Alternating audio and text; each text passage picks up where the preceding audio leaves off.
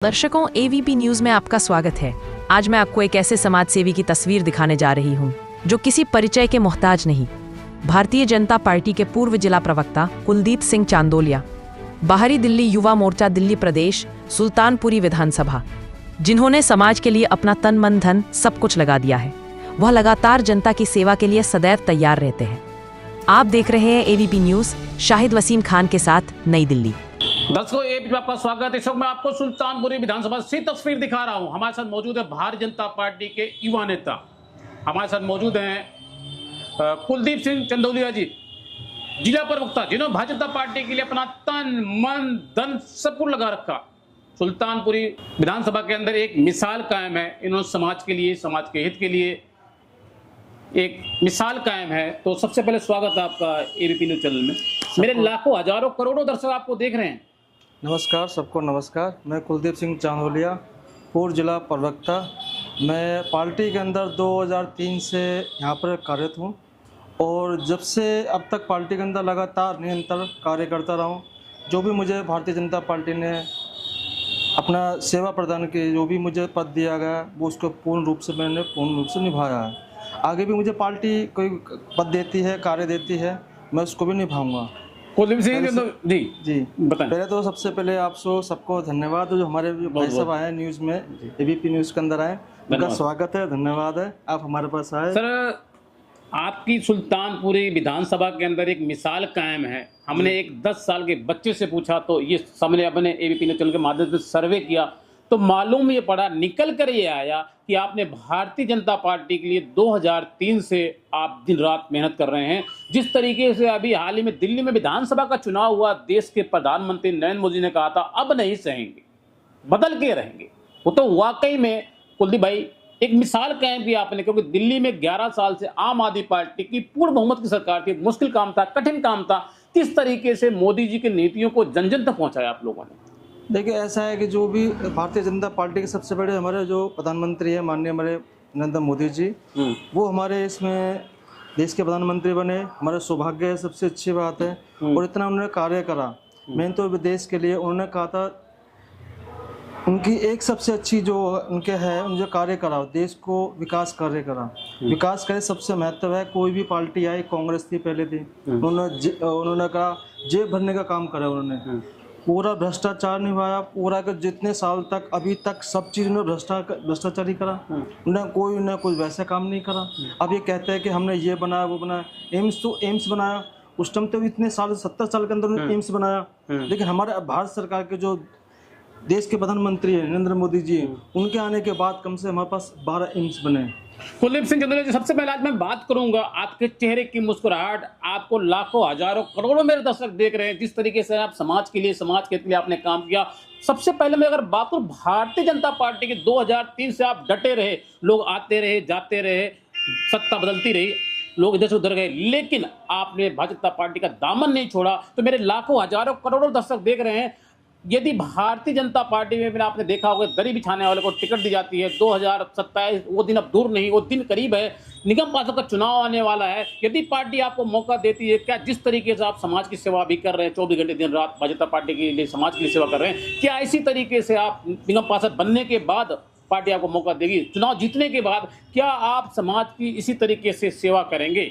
देखो, ये तो पार्टी का सौभाग्य है, पार्टी को मेरे को जिम्मेदारी देती है, मैं पूर्ण रूप से मेरा आपसे सीधे से सवाल है जी कुलदीप जी, पार्टी आपको मौका देती है, आप चुनाव जीत जाते हैं, चुनाव जीतने के बाद जिस तरीके से आप पार्टी के लिए 24 घंटे काम कर रहे हैं, क्या इसी तरीके से ठीक बिल्कुल आप जनता के हित के लिए काम करेंगे 24 घंटे जैसे अब काम कर रहे हैं आप? मैं पहले जब 2003 से पार्टी के साथ अभी तक निरंतर कार्य कर रहा हूँ, देश सेवा कर रहा हूँ। और मैं जब मुझे अगर पार्टी कोई जिम्मेदारी देती है, अगर मुझे पार्टी अगर मुझे टिकट देती है लड़ने के लिए, जी मैं जीतूंगा, निश्चित मैं जीतूंगा। उसके अंदर जीतने के बाद निरंतर कार्य करता रहूंगा। मैंने 24 घंटे जो भी बताया, 24 घंटे निरंतर काम करते रहूंगा। मैंने अपने एबीपी न्यूज चैनल के माध्यम सर्वे किया, मैं पिछले 3-4 महीने से आपके बारे में सर्वे कर रहा हूं। मंगोलपुरी विधानसभा के अंदर, सुल्तानपुर विधानसभा के अंदर, अगर हम बात करें तो इटाला विधानसभा के अंदर लगातार मैं सर्वे कर रहा हूं। लेकिन सुल्तानपुर विधानसभा के अंदर आपकी एक मिसाल कायम है, 10 साल का बच्चा भी आपको जानता है। क्योंकि आपने समाज के लिए, समाज के हित के लिए कहीं ना कहीं आपने काम किया होगा, क्योंकि किसी की एक पहचान बनना बड़ा मुश्किल काम नहीं होता, बड़ा मुश्किल काम नहीं होता, इसलिए कि कुछ करना पड़ता है, बहुत कठिन काम होता है। आपने एक पहचान बनाई, तो किस तरीके समाज के लिए, समाज के दिल में आपने कैसे जगह बनाया? देखो, निरंतर कार्य करते रहे, समाज के अंदर जो भी है हमने कार्य कर रहे हैं। भारतीय जनता पार्टी का सबसे बड़ा जो कार्यकर्ता है, छोटे से छोटा, बड़ा से बड़ा, वो निरंतर देश सेवा के लिए काम करता है। वही हमको सिखाया गया। मैं संघ से भी जुड़ा हुआ हूँ, काफी समय से संघ के लिए कार्य भी कर रहा हूँ। संघ में एक चीज सिखाई जाती है, देश के लिए कार्य करना। हम देश के लिए कर रहे हैं। कुलदीप सिंह चंदौलिया जी, आपने बात छेड़ दी संघ की, अब मैं बात करूंगा संघ की, बात कर लेता हूं। दिल्ली की मुख्यमंत्री रेखा गुप्ता जी लगातार 2 बजे रात को सड़क पर होती हैं, रोड पर होती हैं और आरएसएस से जुड़ी हुई हैं। क्या कुछ कहना चाहेंगे उनके बारे में? क्या संदेश देना चाहेंगे देशवासियों को, जिस तरीके से लगातार 2 बजे रात को सड़क पर होती है, रोड पर होती है, काम कर रही है? यही तो देखो, सौभाग्य की बात है कि वो भारतीय जनता पार्टी को मौका दिया, वो जीतने के बाद मुख्यमंत्री बने। मुख्यमंत्री बनने के बाद कोई भी आपने देखा होगा, पहले उस टाइम तो शीला दीक्षित थी, उन्होंने भी इतना निरंतर कार्य नहीं करा उन्होंने। और इसके बाद भी हमारे जो केजरीवाल साहब आए, जिन्हें झूठ का पुबंदा बनाया उन्होंने, वो गिरगिट भी बोलते हैं, कई लोग कुछ भी बोलते हैं, लेकिन उनने कोई खाली काम नहीं करा, क्योंकि वो बोलते हैं हमें एलजी काम नहीं करने दे रहे। भैया, एलजी तो आपको सब कार्य करने दे रहे हैं, लेकिन आप काम तो करिए। कभी कहते हैं किसको इल्जाम लगाते हैं, कभी किसको इल्जाम लगाते हैं। सबसे बड़ा तो देखो, कोरोना के अंदर कितना गंद फैला। मैं आपसे सीधे से सवाल पे आ रहा हूँ। दिल्ली की मुख्यमंत्री रेखा गुप्ता जी, लगातार हमारे चैनल पर इंटरव्यू चल रहा है, उन्होंने इंटरव्यू में कहा, रेखा गुप्ता जी कह रही हैं कि आम आदमी पार्टी आपदा पार्टी है, घोटालेबाज पार्टी, झूठी पार्टी है। क्या दिल्ली की मुख्यमंत्री रेखा गुप्ता जो कह रही है वो सच है?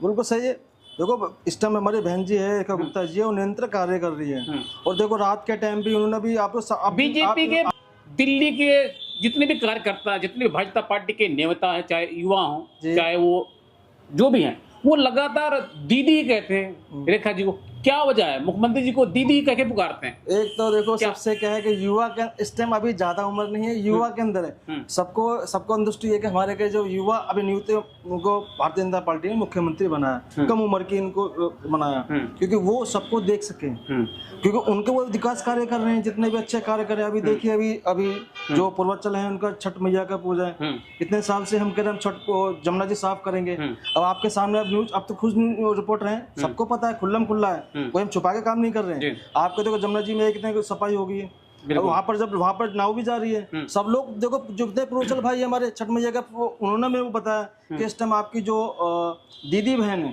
दीदी जी बोलते हैं मुख्यमंत्री जी को, रेखा गुप्ता जी को, कि बहुत अच्छा कार्य कर रहे हैं। मेरे लाखों हजारों करोड़ों दर्शक देख रहे हो, साथ साथ दिल्ली की मुख्यमंत्री रेखा गुप्ता जी आपको देखेंगे, जो आप बोल रहे हैं। मेरी बड़ी बहन जी है, उनको सादर प्रणाम करता हूँ। जो आप अच्छा कार्य करें, बहुत अच्छा कार्य कर रहे हैं, इसके लिए पूरी जनता संतुष्ट है।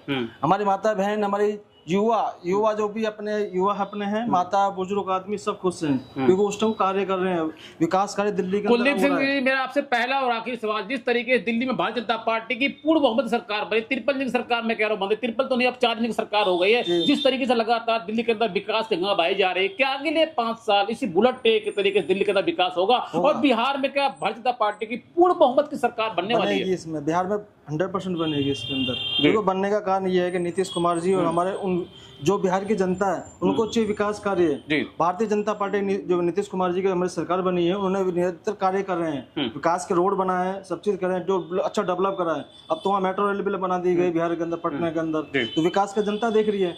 वो नो भी फेल, उसका आप क्या? मेरा आपसे सीधा सवाल है, बिहार के अंदर सरकार बनेगी बीजेपी की, बनेगी हाँ या ना? बनेगी। आपको विश्वास है बनेगी? विश्वास है हमारा। जो भी हमारे बिहार साइड के जो व्यक्ति हमारे दोस्त हैं, हमारे कार्यकर्ता हैं, उनका सबका विश्वास है, सबने पूर्ण पता है कि बिहार के अंदर बीजेपी सरकार बनेगी।